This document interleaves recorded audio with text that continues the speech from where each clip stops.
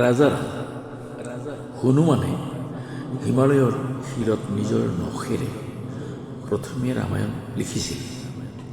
মহৰ্ষি বাল্মীকিয়ে আৰু এখন ৰামায়ণ লিখি আছে বুলি গম পাই সেই শিলবোৰ পানীত ডুবাই দিছিল।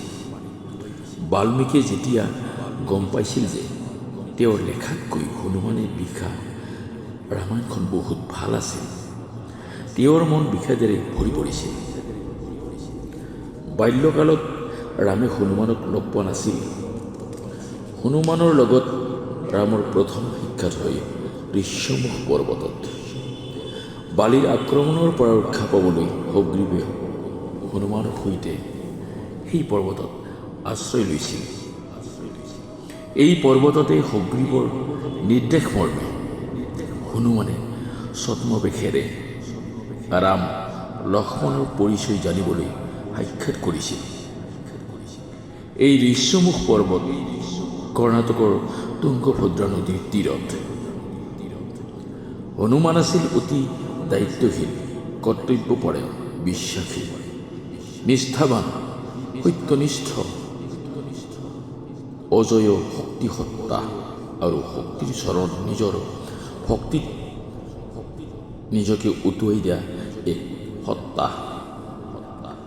ৰামৰ সত্যনিষ্ঠতা, কৰ্তব্যপৰায়ণতা, দক্ষতা আৰু যোগ্যতাত হনুমান যেন বিলীন হৈ গৈছিল।